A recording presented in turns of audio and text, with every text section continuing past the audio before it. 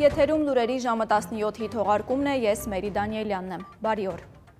Հանրային հեռուստաընկերությունը հրապարակել է ամանորի ծրագիրը, որտեղ ընդգրկված չէ կաթողիկոսի ուղերձը։ Ըստ հանրայինի կայքում տեղադրված դեկտեմբերի 31-ի եթերացանկի ժամը 22-ի հատվածում ուղերձներ են հղելու նախագահն ու խորհրդարանի խոսնակը, իսկ տարեմուտին 23:40-ին նախատեսված է միայն վարչապետի ուղերձի հեռարձակումը։ Հիշեցնենք, նախորդ 2 տարիներին հանրային հեռուստաընկերությունը հրաժարվել էր կաթողիկոսի ուղերձը տարեմուտին երկրի ղեկավարի շնորհավորանքից առաջ հեռարձակելու բազմամյա ավանդույթից։ Մայրաթոռին առաջարկվել էր վեհափառի խոսքը եթեր հեռարձակել ժամը 22-ի հատվածում։ Էջմիածինը մերժել էր այս առաջարկը։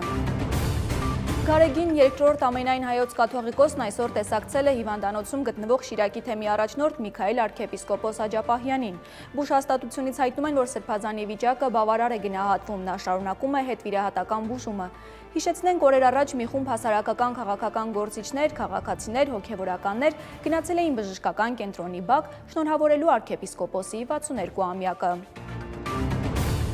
Լեմկինի անվան ցեղասպանության կանխարգելման ինստիտուտը խորը մտահոգություն է հայտնել հայ առաքելական եկեղեցու շուրջ զարգացումների վերաբերյալ։ Կառույցը կոչ է անում Հայաստանի կառավարությանը մեջբերեմ անհապաղ դադարեցնել հոգևորականության դեմ քաղաքական դրդապատճառներով բոլոր գործողությունները եւ վերահաստատել իր հավատարմությունը կրոնական ազատության եւ բազմակարծության սահմանադրական սկզբունքներին։ Ինստիտուտը նաեւ կոչ է արել միջազգային դիտորդներին եւ մարդու իրավունքների կազմակերպություններին ուշադիր հետևել Հայաստանում տեղի ունեցող զարգացումներին, ընդունելով որ կրոնական հաստատությունների քայքայումը պատմականորեն նախորդել է հասարակության մասնատման եւ ինքնության ոչնչացման ավելի լայն արշավներին։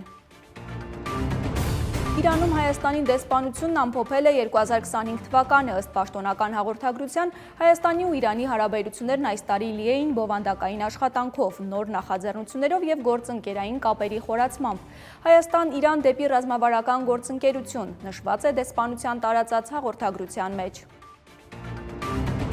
Ոստիկանությունն ամփոփել է նախորդ 3 օրերի օպերատիվ իրավիճակը հանրապետությունում։ Ըստ ամփոփագրի դեկտեմբերի 26-ից 29-ը բացահայտվել է 196 հանցագործություն, մասնավորապես 26 ֆիզիկական ներգործության, 25 մարմնական վնասվածք պատճառելու, 20 դեպք տրանսպորտային միջոց վարելու իրավախախտման, 19 դեպք թմրանյութի հայտնաբերման եւ այլն։ Անցած 3 օրում գրանցվել է 66 ավտովթար, 4 մարդ զոհվել է, 90 մարդ ստացել վնասվածքներ։ Թուրքիայի հյուսիս-արևմտյան Յալովա նահանգում ոստիկանության եւ իսլամիստ զինյալների միջև փոխհրաձգության ընթացքում սպանվել են 3 ոստիկան եւ 6 զինյալ, եւս 8 ոստիկան եւ 1 անվտանգության աշխատակից վիրավորվել են։ Ներքին գործերի նախարար Ալի Եռլիքայայի տվյալներով փոխհրաձգությանը մասնակցած բոլոր զինյալները Թուրքիայի քաղաքացիներ են։ Նախարարն ասել է, որ Թուրքիայի 15 նահանգներում Դաիշի ենթադրյալ ուժերի դեմ միաժամանակ անցկացվել է ավելի քան 100 հակաահաբեկչական շուրջկալ։ Այժմին այսքանը լուրերի մեր ամփոփիչ թողարկումը ժամը 19-ին է, բաց չթողնեք, իսկ ես ձեզ հրաժեշտ եմ տալիս։ Հաջողություն։